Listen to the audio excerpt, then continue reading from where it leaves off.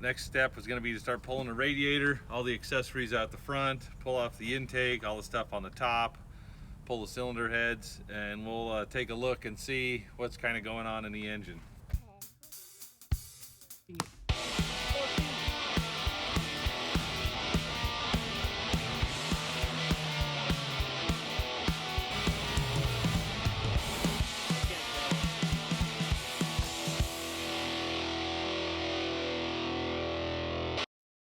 Probably pull the radiator out. Thank you, Dave, for learning to pull the radiator out so I don't have to buy another one.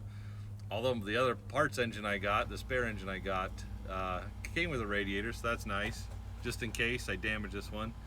But pull the radiator, a lot of the accessories off the front. We'll start working on the intake manifold and then kind of work our way down from there. Yeah, that's the right size. Cylinder number, what cylinder? Is this number 1 over here? Usually this is 1. They're not numbered. Oh, I got a nice tool bucket right there where the air filter used to be, the air housing.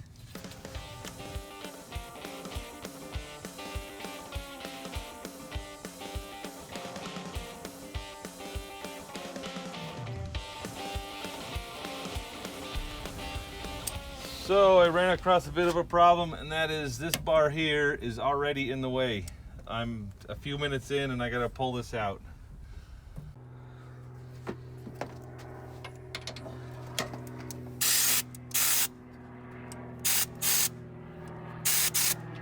Oh good, this ratchet's junk.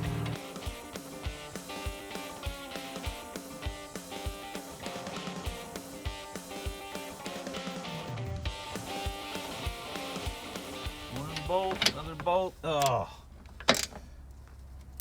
Why does everything have to be in the way? Pop this guy out. There we go. You pop that guy out there. Plastic conduit or wire loom or cover or whatever. That is just, I mean, it's just disintegrating.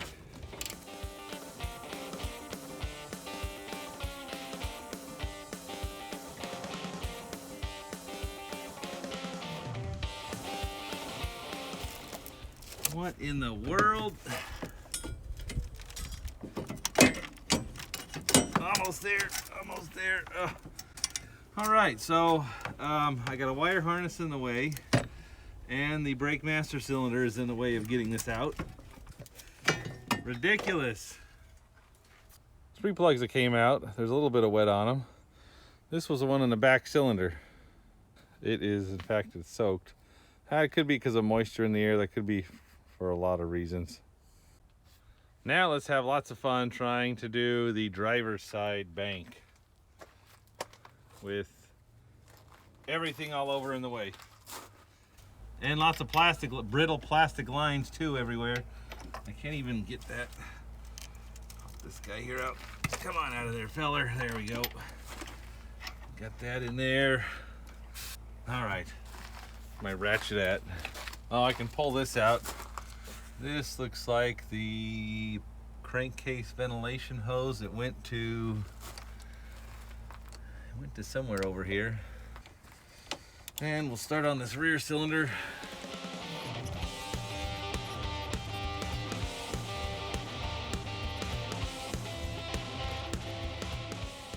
I'm gonna show you this though. So this had an engine cover on it, and I picked this up in Nevada. If you go back a few videos, up in this upper corner, there should be a link to a video when I picked this up in the desert. And it's a Nevada desert. It's covered in silt. It was all over the interior. It was all in the ductwork. It was just on everything. You can see the stuff. It's still, I mean, this has been through the rain, and it's like a powder. It's like a fine powder, and it is just on everything. It is in every hole. It is in every nook and cranny. It's in every crevices.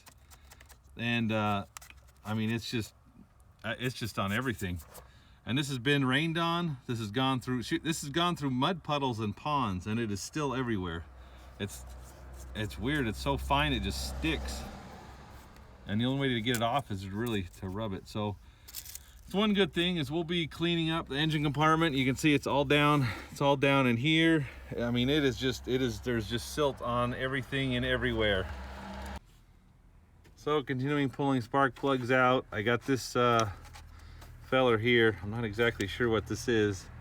It's definitely got vacuum lines going to it and a plug. Oh, and that sounds like I just broke something. That's broken. Well, I got it off. These were stuck, but I was expecting a lot of stuff to break.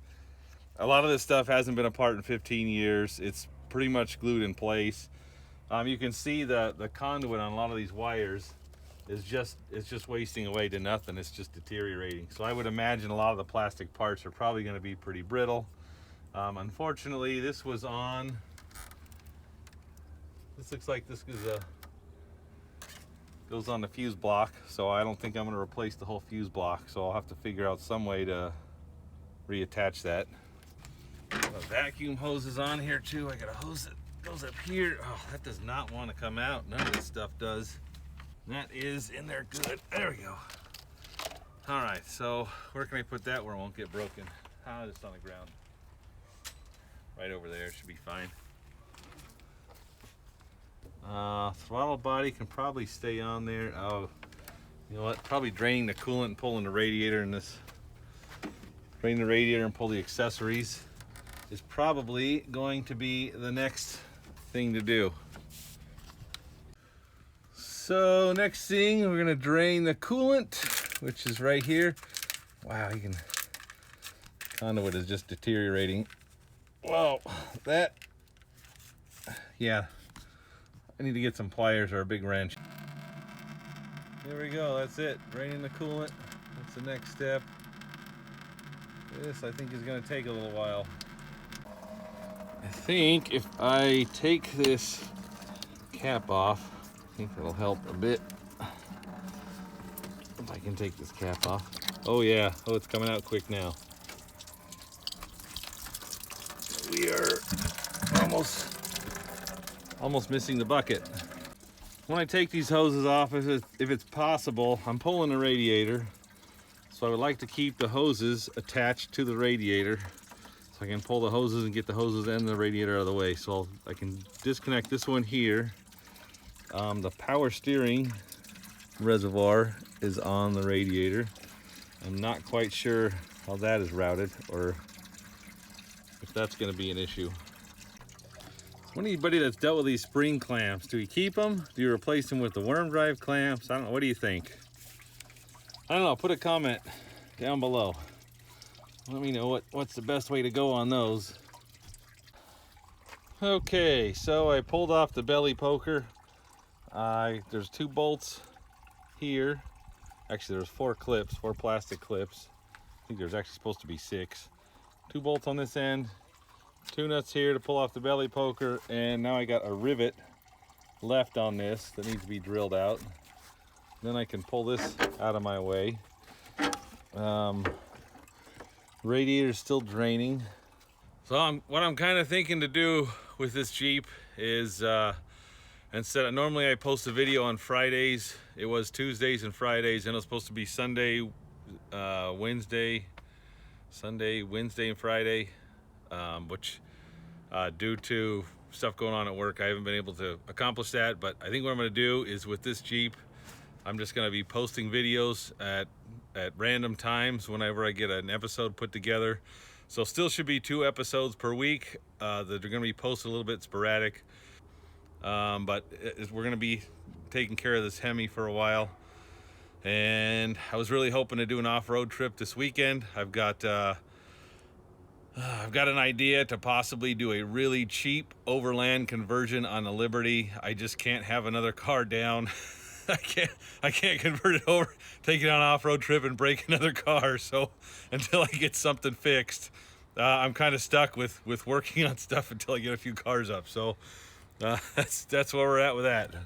If you'd like to see more of the Jeep Grand Cherokee, there'll be a link in the corner up here to see what had actually happened to it the very second I damaged the engine going through a small puddle. If you would like to see the adventure of getting it back out in the middle of nowhere with no cell phone service, there'll be a link up in this corner up here.